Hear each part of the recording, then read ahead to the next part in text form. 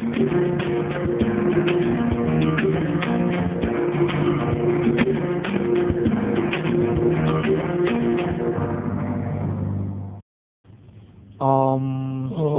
Swastiastu.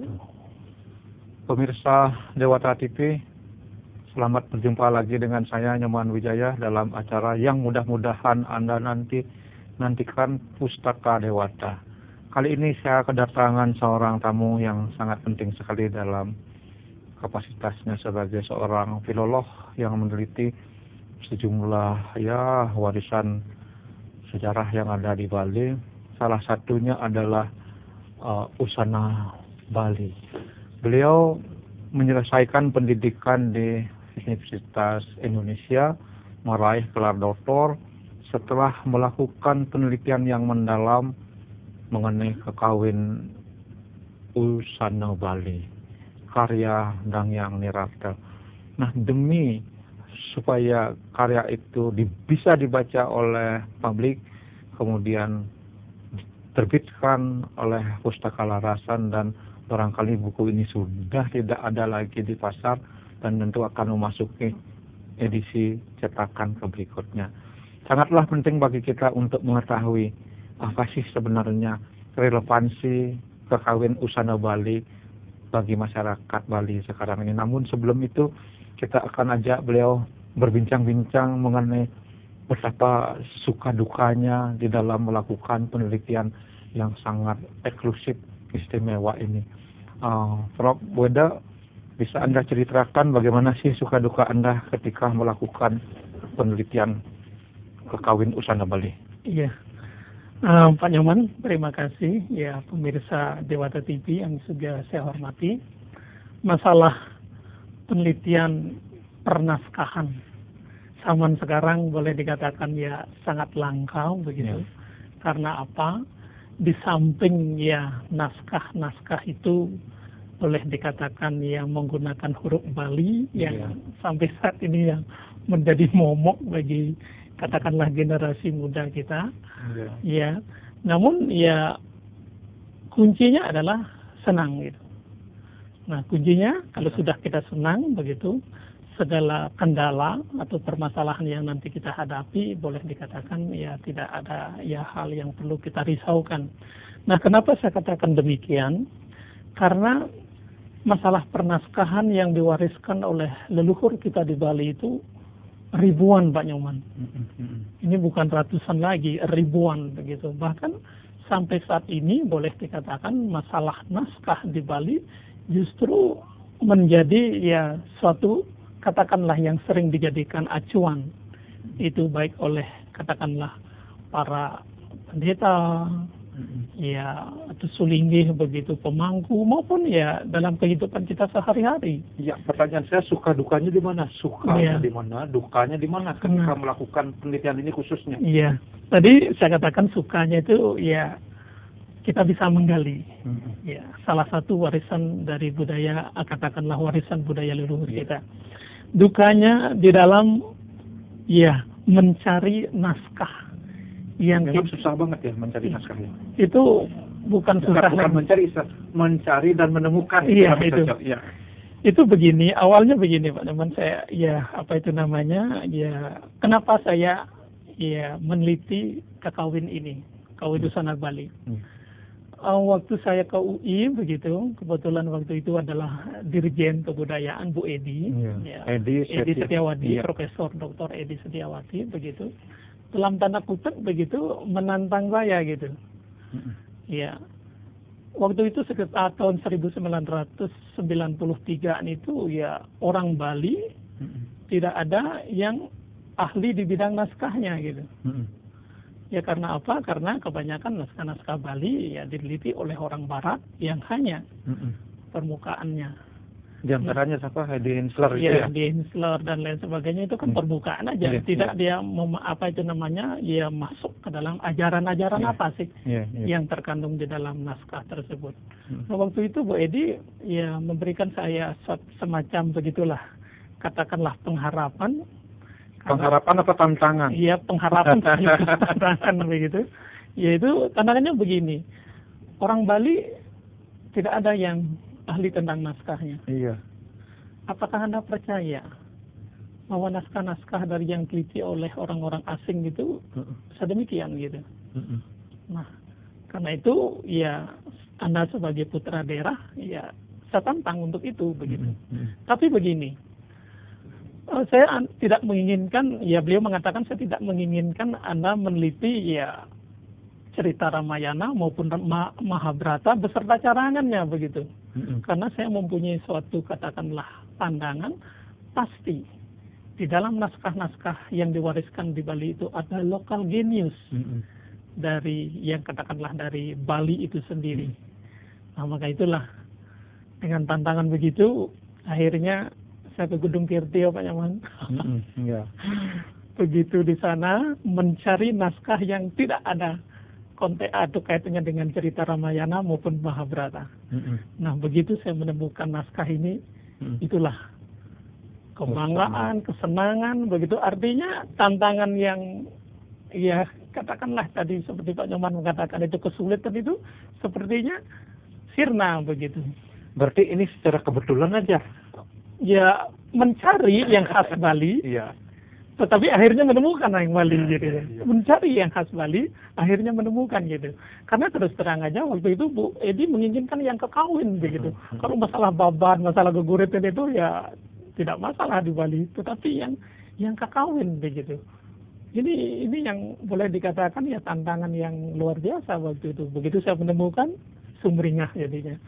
Ya, sebelum sampai pada pertanyaan atau tema kita relevansi kekawin Usana Bali pada masa ini, kita tentu ingin mengetahui lebih jauh apa sih sebenarnya isi dari kekawin Usana Bali ini secara sinopsis sedikit saja. Iya, begini, masalah katakanlah isi cerita dari kekawin Usana Bali itu yang perlu saya sampaikan bahwa naskah ini banyak versi Pak Nyoman. Oh, begitu. Versinya ada yang berbentuk kekawin. Ada juga berbentuk babat. Ada juga berbentuk geguritan. Dan ada satu. Nah, ini dari 4 versi tentang cerita Usana Bali ini yang menceritakan Maya Danawa. Itu membuktikan bahwa naskah atau cerita ini betul-betul mendapat sambutan yang luar biasa di Bali. Karena menurut ya pengamatan saya begitu, hanya naskah Usana Bali lah yang kita temukan dalam 4 versi. Tapi Anda memilih kekawinnya begitu? Iya. Mengapa? Nah, kenapa kekawinnya? Karena kekawinnya menurut dari historis dari pernaskahan itu memang kekawin itu yang lebih tua.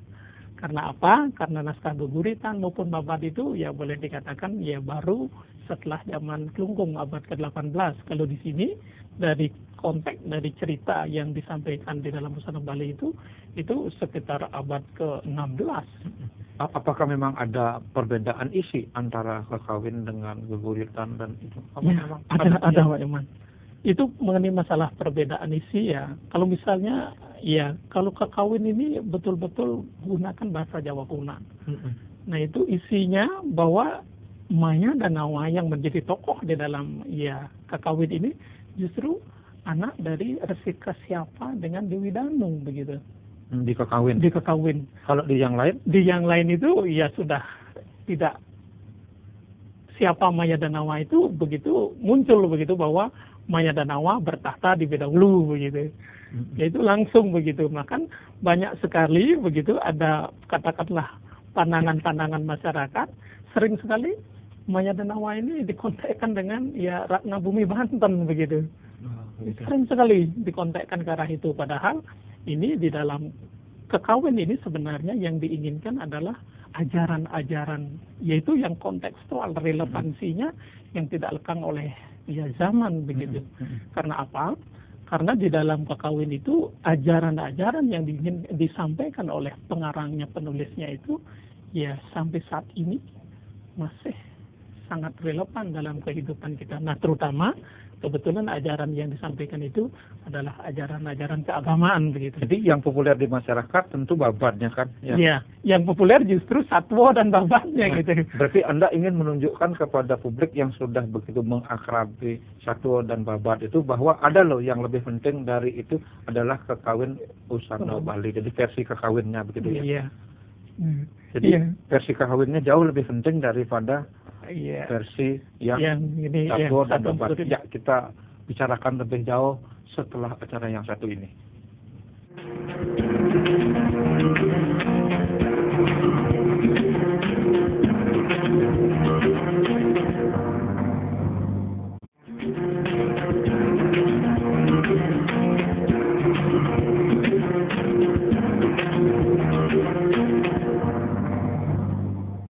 Ya, silahkan. Iya. Begini, historis perkembangan pernaskahan di Bali, Pak Nyoman maupun pemirsa ya Dewata TV yang saya cintai begitu, adalah abad ke-16, yaitu pada saat pemerintahan yang berpusat di Gel-Gel, yaitu pada zaman Watu Renggong begitu. Nah, pada waktu itu datanglah ya seorang katakanlah rohaniawan yang di Bali sering disebut dengan Ido Peranda Sakti Baurau begitu, menjadi purohita di sana. Nah, pada zaman Gegel lah naskah-naskah Jawa kuna itu banyak yang disalin. Nah, salah satu ini.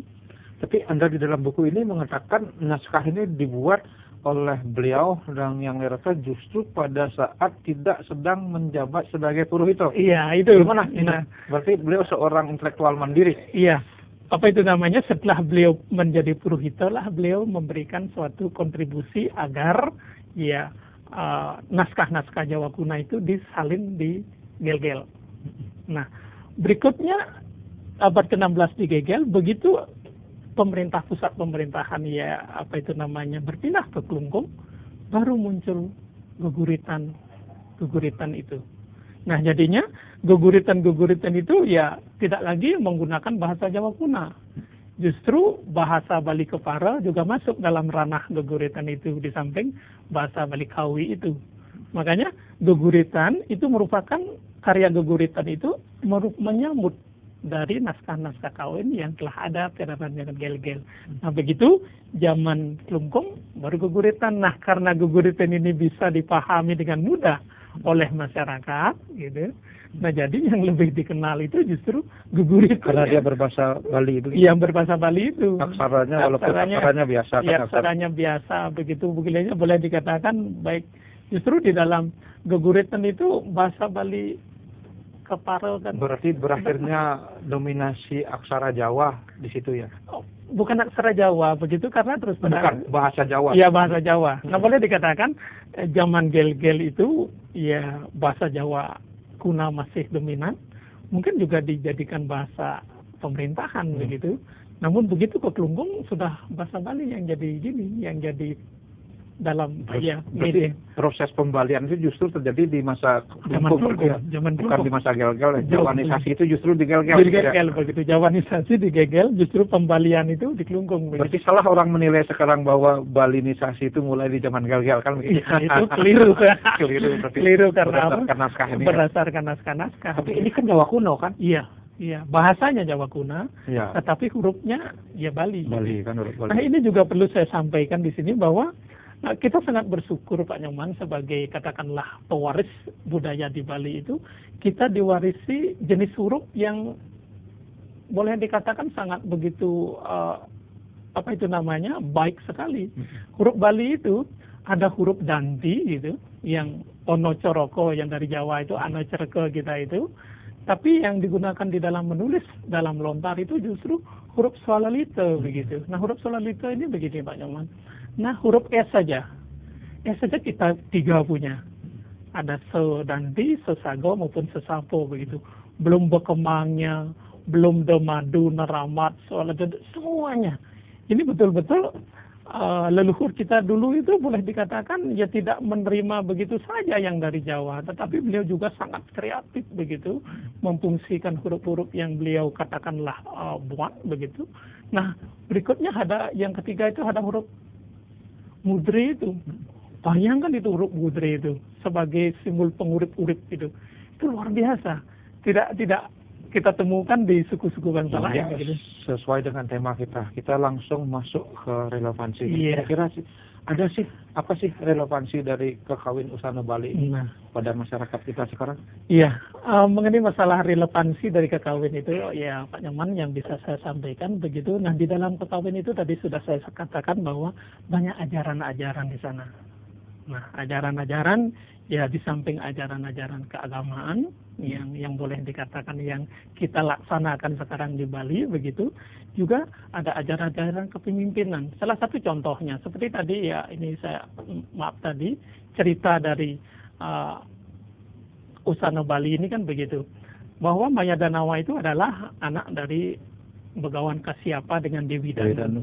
Nah Maya Danawa begitu ya boleh dikatakan ya mulai ya katakanlah mengetahui langsung bertapa di boleh dikatakan ya pada barat daya dari Gunung Agung. Tapanya itu betul-betul husuk Pak Nyoman. Husuk maka diberikan anugerah oleh Dewa Mahadewa yang mempunyai kesaktian menyerupai para dewa. Ini bayangkan. Itu membuktikan apa? Maya Danawa ini boleh dikatakan merupakan seorang petapa ulung begitu. Nah ini dari kesaktian yang diberikan itulah makanya ya pemahaman dari Maya Danawa itu ingin menyamakan sesuai dengan. Iya, saya ingin bertanya, Maya Danawa itu tokoh sejarah apa fiktif? Nah ini ya menurut saya gitu berdasarkan ya naskah-naskah itu merupakan fiktif. Maya Danawa. Maya itu kan berubah-ubah, Danawa. Artinya sifat-sifat keraksasaan yang selalu berubah-ubah. Nah di sini sifat keraksasaan yang selalu berubah-ubah itu justru berperang melawan sifat-sifat kedewataan, yaitu dilambangkan dengan Dewa Indra.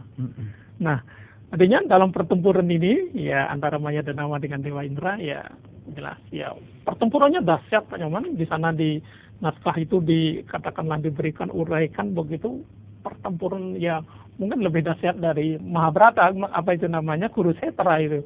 Berarti Dewa Indra juga fiktif kan? Ya bukan fiktif tetapi Dewa Indra itu simbol, itu merupakan simbol dari kedewataan yang merupakan manifestasi, salah satu manifestasi dari kepercayaan kita yaitu Tuhan itu. Ya, begitu. kalau emang dia fiktif, Maya Danawa adalah fiktif, cuman Dewa Indra adalah simbol. Apa sih sebenarnya nilai-nilai yang terkandung di dalam cerita Maya Danawa? Nah, nilai yang terkandung di dalam kekawin Maya Danawa yang itu ingin disampaikan oleh penulisnya adalah kebenaran di atas segala-galanya. Bukankah cukup dengan Mahabharata kita sudah bisa tahu kenapa sih harus dan yang literatur repot-repot lagi bikin tokoh Maya Danawa? Nah, inilah salah satu kegeniusan lokalnya. Artinya yang dari luar itu tidak begitu kita ya katakanlah ya ambil sedemikian rupa, tetapi ya orang-orang kita dalam hal ini ya boleh dikatakan dan yang dirasa mempunyai juga katakanlah simbol-simbol tertentu yang mirip dengan apa yang ada dalam naskah-naskah ini. Kalau memang kita boleh berandai-andai, mana sih lebih sakti Maya Danawa dengan Rahwana? Nah itulah kalau mengenai masalah sakti dan tidaknya itu ya sama berarti kan boleh dikatakan motifnya sama begitu. Berarti kalau emang sudah demikian Rahwana identik dengan Maya Danawa, Batara Indra identik dengan Arjuna kan begitu jadinya? Ya Rama gitu ya. Dengan Rama begitu kan? Ya. Ya itulah motif-motif cerita kan kebanyakan. Berarti inspirasinya di situ? Ya salah satu mungkin ya karena apa? Karena para pengawi itu sebelum menulis karyanya kan dapat inspirasi dari karya-karya yang sebelumnya yang telah baca begitu. Jadi mungkin dalam hal ini Dangyang Nirardo pasti paling tidak pernah atau mengetahui cerita-cerita dari India, yaitu baik dalam Mahabharata maupun Ramayana. Saya ada membaca di halaman berapa lupa 103 atau apa. Ada salah satu statement Anda yang mengatakan bahwa cerita Maya Danawa itu atau kekawin Usana Bali itu merupakan perlambang dari masuknya Meru ke Bali. Oh, begitu ya. Tidak. Bagaimana sebenarnya itu? Iya. cerita Maya Denawa itu bukan Meru ke Bali ya itu. Nah ini konteks dari cerita Maya, sebenarnya Meru itu konteksnya dengan gunung begitu. Ya, karena terus terang aja sekarang ya kenapa Meru di Bali itu tumpang 11, ada tumpang 9, ada tumpang 7 dan lain 17 sebagainya. juga ada di sini.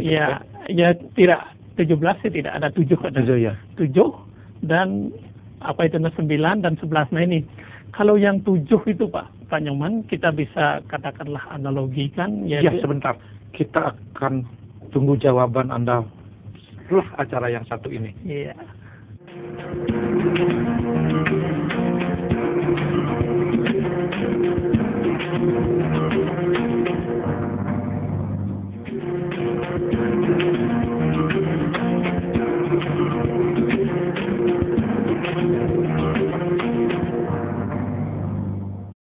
Ya silakan Profesor Weda. Inilah apa itu namanya tentang masalah Meru tumpang ya di Bali ada tumpang 7, 5 ya boleh yang ganjil-ganjil itu dalam konsep pemujaan sebenarnya itu. Karena terus terang Meru itu kan lambang dari gunung Pak Nyoman. Ya justru gunung itu adalah stana dari Dewa Jagat Karana. Nah di Bali adanya katakanlah tumpang-tumpang itu yang berbeda-beda itu sesuai dengan ya aktivitas dari ya dalam hal ini si Waistis itu. Ada yang Dewata Nawasanga, ada yang apa itu namanya Ekadasa Rudra dan lain sebagainya itu Meru-Meru itu begitu. Nah sebenarnya di dalam kekawin ini begini, Maya Denawa itu begitu setelah mendapat ya kesaktian dari Mahadewa yang setelah bertapa di lereng Gunung Agung itu, dia menginginkan masyarakat Bali itu memuja Tuhan Ida Sang Yang Widi itu sesuai dengan prinsipnya itu melakukan tapa. Tetapi masyarakat Bali ya pemahaman terhadap ya pemujaan berupa tapa itu ya masih boleh dikatakan masih begitu susah. Makanya begitu apa itu namanya di sini disarankan itu bagaimana melalui bakti. Jadi itu berarti sudah ada motivasi politik di balik konsepsi dan yang Wijendra kan antara sakti dan Trauma. Kalau kita katakan positif jelas. Sebab begini, ajaran mendekatkan diri dengan Tuhan melalui tapa yoga itu kan memang sudah ada di dalam agama Buddha kan.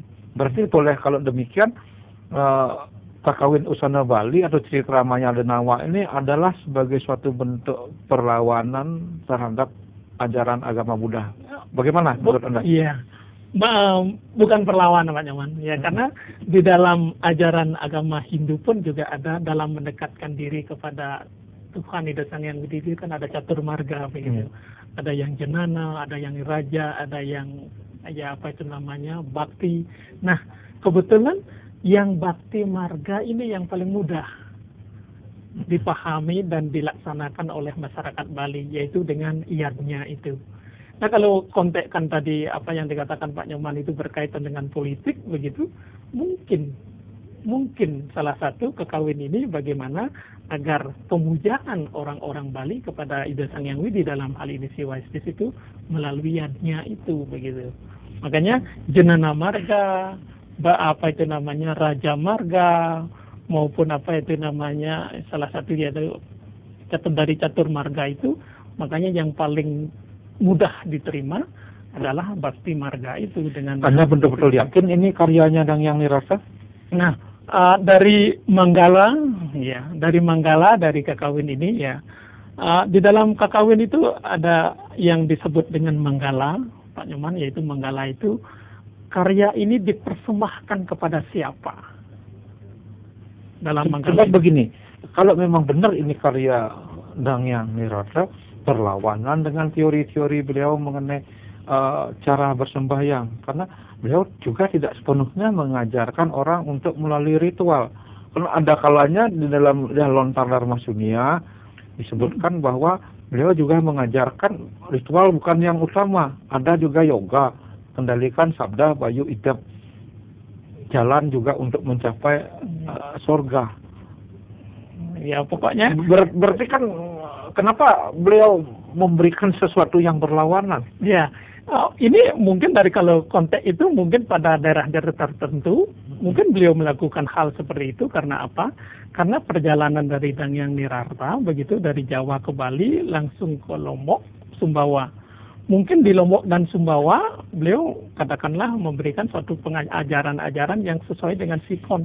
Nah, kebetulan di Bali, ya, sebelum masuknya katakanlah apa itu namanya, pengaruh Hindu ke Bali, di Bali kan tentang keyakinan kepada masalah leluhur dan lain sebagainya itu yang berupa perkara itu kan sudah ada. Jadinya beliau sampai di Bali itu seolah-olah mengadopsi juga tradisi di Bali yang beliau kontekkan kepada karyanya begitu. Atau bisa enggak kalau memang kita membuat suatu kronologis, bisa dikatakan ini adalah pengetahuan awal atau pengetahuan awal, tulisan awal Dangyang Nirarta tentang religi, tentang agama. Tapi kemudian di tingkat akhir adalah Dharma Sunya. Karena ini mungkin bukan ketika beliau masih di tingkat yang paling bawah.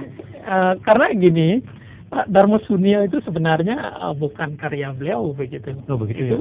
Karya dari keturunan beliau begitu. Begitu. Karena apa itu sumber yang saya kaji seperti di sini ada di apa itu namanya di sampul luar dari buku saya ini, ya. Yaitu justru ada karya-karya beliau yang apa itu 8 atau 9 itu. Ya. Nah, justru karya-karya beliau ini begini Pak Nyoman. Oleh keturunan beliau begitu, karena itu semuanya dalam bentuk ya Jawa kuna begitu. Ya. Nah, akhirnya keturunannya itu menyambut dalam bentuk guguritan yang sering dikatakan guguritan sebun bangkung gitu loh. Berarti gugur dong disertasinya saudara Dharma Putra, Dharma Palguna. Ya, Dharma Palguna ya keturunannya gitu. Nah, tidak disebutkan keturunan di situ. Iya, karena terus terang aja sumbernya dari mana itu? Oh, begitu ya. Iya, karena terus terang aja untuk masalah pernaskahan itu Pak Nyoman memang ada ya kebetulan ilmu filologi itu begitu. Ilmu filologi itu sebenarnya kan merunut mencari naskah yang ditulis oleh pengarangnya. Otentik dan yang kredibel ya, kredibel itu. Nah, sekarang naskah-naskah yang ditulis oleh pengarangnya kan tidak mungkin ada gitu. Karena apa? Karena ya dimakan usia dan lain sebagainya, begitu bahan yang ini. Makanya untuk menyelamatkan naskah ini banyak disalin-salin. Nah, disalin-salin. Nah, kalau Pak Nyoman menyalin, ya pasti unsur-unsur keinginan Pak Nyoman bisa masuk ke dalam naskah itu kan. Begitu juga yang saya nyalin, keinginan saya juga masuk gitu, walaupun ceritanya itu bisa sama gitu. Tapi ada hal-hal yang ingin kita tambahkan. Dan mungkin juga hal-hal yang ada kita kurangi. Nah, mengenai Dharma Sunya itu ya, apakah itu naskah dari karya beliau? Nah, mungkin ya Dharma Palguna yang lebih tahu begitu, karena saya baca di bukunya ya beliau. sumbernya dari mana, naskah yang mana gitu. Nah, kebetulan di sini ya di naskah Kekawinan Sunda Bali itu Pak Eman ada 9 naskah yang saya perbandingkan. Sebelum saya menentukan naskah ini yang karya beliau gitu.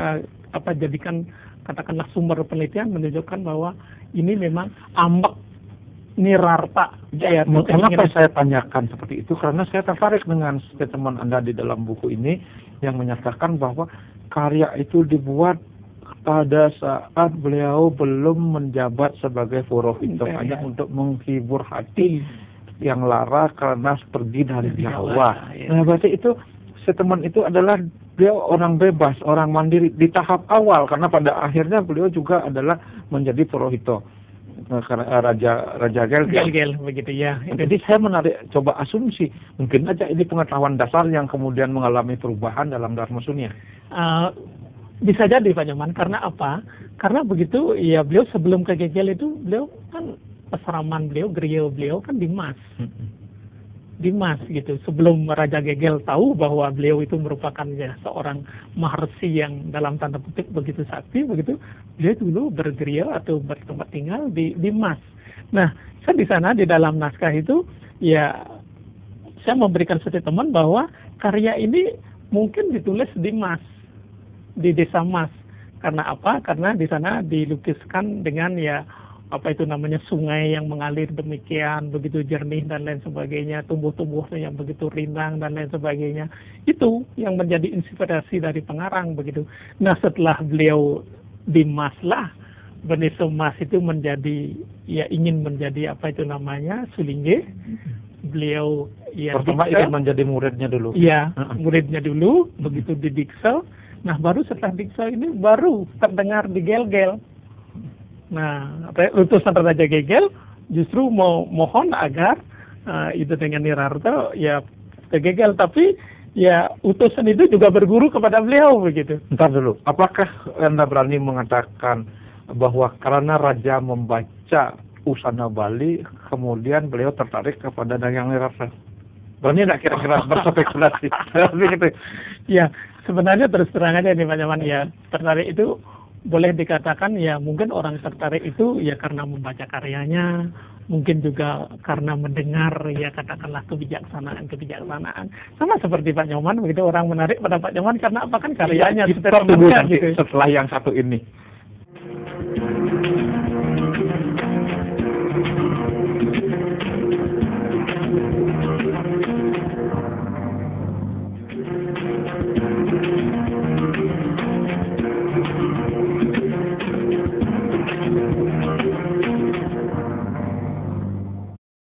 Ya, Profesor Weda, apakah memang karena karya-karya itu akhirnya Raja mengangkat Dayang Nirarto Wadana Sakti Borao sebagai Borohitonya? Ya, mungkin salah satu Pak Nyoman. Karena apa? Karena ya kita mungkin telah tahu begitu bagaimana katakanlah kerohanian dari Dayang Nirarto, begitu karya-karyanya, begitu bahkan beliau dalam perjalanan dari Jawa, Bali, ya Lombok dan Sumbawa, justru beliau memberikan suatu katakanlah pencerahan untuk masyarakat di Lombok. Salah satu misalnya adanya Islam waktu dulu begitu. Bahkan kalau di Lombok dan Sumbawa beliau juga disebut Tuan Semeru begitu. Nah ini di samping ya beliau sebagai seorang pengawi, beliau juga seorang negarawan begitu, karena begitu ya Raja akhirnya ya memohon beliau untuk dijadikan ya katakanlah penasihat Raja. Iya, saya mengajukan pertanyaan seperti itu karena memang membaca dari situ disebutkan akhirnya Raja-Raja Bali itu adalah keturunan dari roh suci dan roh suci Maya Denawa yang kemudian menjelma menjadi Masula kan, menikah dengan roh suci dari Dewi Kawadat, yang juga orang-orang besar di zamannya. Sehingga Raja-Raja Bali adalah keturunan dari Masuli, begitulah istilahnya. Ya, kemudian siapakah Raja Bali yang dimaksud oleh Wadana Sakti Borao? Apakah Raja-Raja Bali setelah zaman Gel-Gel atau apa? Karena begini, ada satu hal yang sangat ya penting juga untuk diangkat, sebab dikatakan di dalam cerita ini Maya Denawa itu hidup di zaman Kerta kan begitu ya. Zaman Kerta sampainya gini, pada zaman Kerta, Treta, Dwapara dan zaman Kali. Di zaman Kali inilah lahir cerita ini, adanya dua pertentangan ini antara itu bukan Maya Denawanya lahir pada tidak di zaman Kali itu ya. Ya di zaman Kali ya inilah cerita ini begitu, karena pertentangan antara kebajikan dengan keburukan itu kan ya kentara. Bukan artinya Maya Denawa itu lahir kembali di zaman Kali, bukan begitu? Ya meneruskan di zaman Kali ini lahirnya kembali lagi di zaman Kali gitu. Jadi peristiwanya terjadi berlangsung di zaman Kali. Iya, awal zaman Kali sampai juga ya tetap di zaman Kali lahir kembali menjadi menurunkan raja-raja di Bali. Nah, apakah memang tujuannya hanya untuk memuji raja saat itu, enggak kira-kira itu? Ya, ini mirip dengan di Jawa ya, keraton Yogyakarta, Surakarta juga masih berusaha mengkaitkan raja itu adalah keturunan dari perkawinan dengan Nyai Roro Kidul, kan seperti itu. Ya, salah satu begitu. Karena ini ya paling tidak implisit juga bahwa pengawi pun juga ingin memuji raja-raja Bali, bahwa mereka keturunan dari orang-orang yang boleh dikatakan berpengaruh pada zaman dulu. Ini begini Pak Nyoman, ya di sini kan gini, dalam cerita itu setelah Maya Denawa terbunuh oleh Dewa Indra begitu, akhirnya selang beberapa tahun berikutnya di Bali tidak ada yang boleh dikatakan ada raja yang baik begitu. Nah waktu itulah Dewa Indra mengutus roh Maya Denawa ini untuk menjelma ke Bali yang ya katakanlah menjadi Raja Tapohulung itu gitu. Tapohulung yang boleh dikatakan raja yang sangat berbuat baik untuk tapa-tapa, dan akhirnya Raja Tapohulung inilah yang menurunkan raja-raja di Bali begitu. Di sini terimplisit dalam budaya itu.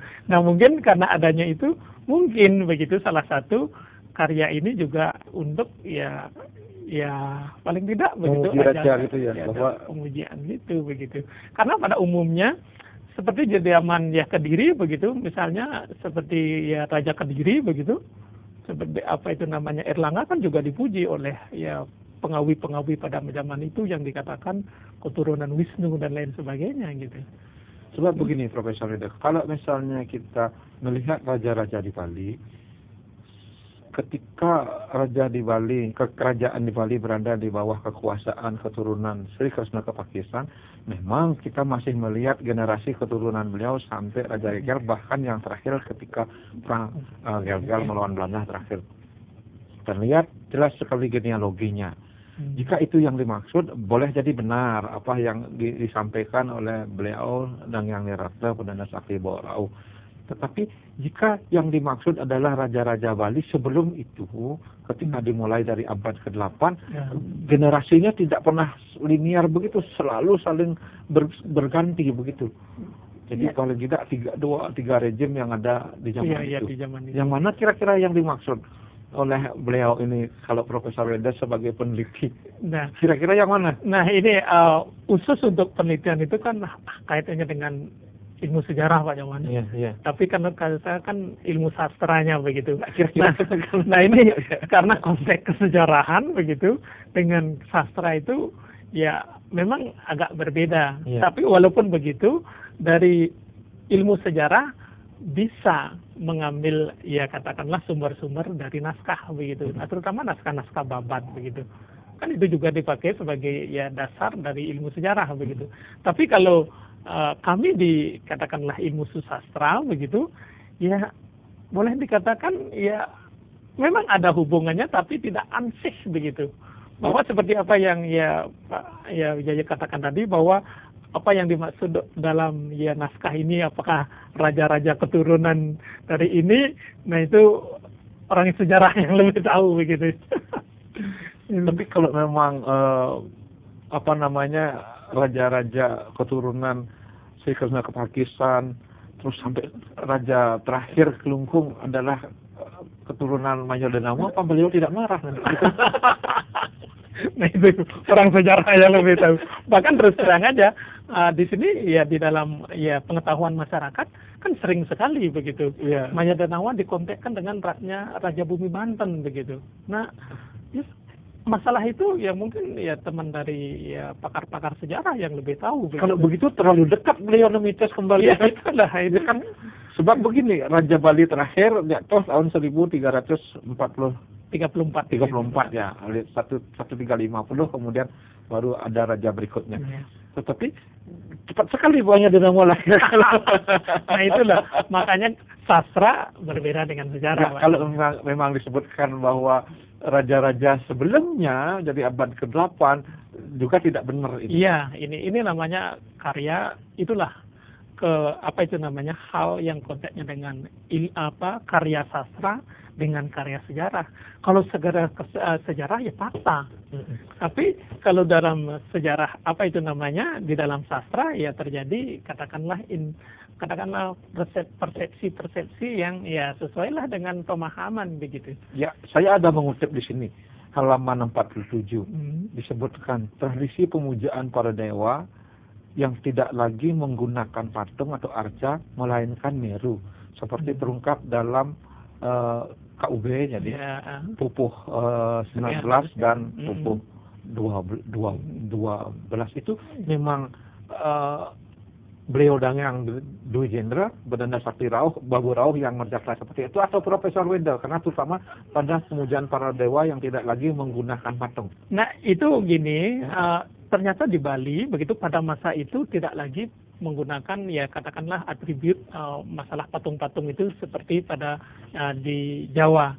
Ini dikontekkan, pernyataan saya itu dikontekkan bahwa pada masa itu di Majapahit sudah tidak lagi untuk pemujaan kepada patung-patung, tetapi sudah Sebentar, itu statementnya beliau dan yang Dwi Jenderal apa? tidak beliau. Itu Saya analisis ya? Ya, analisis ya, saya mengontekkan situasi seperti itu di Bali itu seperti identik dengan pada masa itu di Majapahit begitu. Bukan pernyataan dari Sebab begini, kalau memang itu pernyataan beliau dan yang Dwi Jenderal, saya sendiri mau mengkritisi begitu. Sebab kenyataannya begini, seperti yang kita ketahui pada awalnya di Jawa itu pemujaan terhadap leluhur, terutama leluhur yang menjabat raja, pasti berupa candi. Candi gitu Nah, ya. kemudian ketika candi kekuasaan atau budaya Jawa Timur itu masuk ke Bali, pemujaan seorang raja itu pembesar itu bukanlah lagi dalam bentuk candi, namun prasada. Ya. Prasada Purasada, prasada di Sakena, prasada di dan tempat-tempat lain itu. Prasada. Nah, dari prasada kemudian barulah Meru begitu loh. Ya. Meru. Nah, Meru berarti jika memang itu hanya tafsiran Profesor Weda, saya masih terima. Kalau memang itu dari yang Nirata, saya akan pertanyakan. Ya, itu kan tidak mungkin begitu dari beliau. Bahkan ya ide dengan Nirata yaitu justru membuat pembaharuan di dalam konsep pemujaan dengan adanya Padmasana. Dari bentuk Meru ke wujud Padmasana ini. Berarti ada sedikit kurang tegas dalam menafsirkan itu, karena semestinya memang pendekatan arkeologis digunakan. Nah itulah lebih jauh. Nah inilah apa itu namanya penelitian-penelitian yang multidimensional ini Pak Pak Wijaya begitu. Mungkin kita dari satu sumber, mungkin dari orang sastra itu begini, penelitian arkeologi juga begini. Karena sejarah juga begini. Orang filologi mesti menggunakan pendekatan arkeologi supaya tidak seperti ini. Makanya saya bingung. Tidaklah mungkin ini beliau dan yang Dwi Jenderal mengatakan seperti itu, karena memang siapapun tahu sejarahnya seperti itu. Iya, itulah. Nah ini ya Pak Nyoman juga sudah tahu begitu, karya sastra itu ya tidak mengambil data-data yang autentik dari perkembangan dari apa itu namanya sejarah begitu maupun arkeologi begitu. Tapi ini kan ya boleh dikatakan curahan. Ya, bagaimanapun ada kekurangan di dalam karya Profesor Weda Kusuma, namun kehadiran buku ini sangat luar biasa artinya bagi umat Hindu yang ada di Bali, karena relevansinya memang tidak akan lekang oleh zaman. Saya rasa sebagai penutup, setelah begitu banyak, hampir 60 menit kita berbicara, Profesor Weda saya harapkan sedikit memberikan satu pandangan bagaimana sih sebenarnya beliau dan yang Dwi Jenderal dalam buku ini, dan lebih jauh apa yang Prof ingin harapkan dari masyarakat Bali, terutama umat Hindu terhadap karya ini. Terima kasih. Begini Pak Nyoman, ya ini ya pemirsa Dewata TV begitu, karya dari Danyang Nirata ini ya katakanlah merupakan suatu misi begitu. Beliau ingin menyampaikan katakanlah pesan-pesan ajaran yang dalam hal pemujaan salah satu diantaranya melalui yaitu yadnya itu. Nah bahkan yadnya yang kita katakanlah lakukan sekarang itu ide-idenya sudah dari zaman beliau begitu. Nah sekarang relevansinya sebagai orang Bali yang beragama Hindu, marilah kita terus beryadnya, karena dengan yadnya kita akan menemukan kebahagiaan yang lahir maupun batin begitu. Terima kasih. Ternyata memang begitu banyak yang dapat kita petik, walaupun sebenarnya masih banyak hal yang perlu kita gali dari Profesor Weda, karena pada kenyataannya beliau ini tidak hanya mengkaji naskah kakawin Usana Bali, tetapi sedang juga dan sudah melakukan penelitian terhadap karya besar dari Gusti Ngurah Madi Agung, pemimpin perang Pupukan Badung. Saya rasa sekian pemirsa Dewata TV, semoga acara ini ada hikmahnya bagi kita sekalian. Terima kasih Profesor Weda. Terima kasih. Om Santi Santi Santi Om.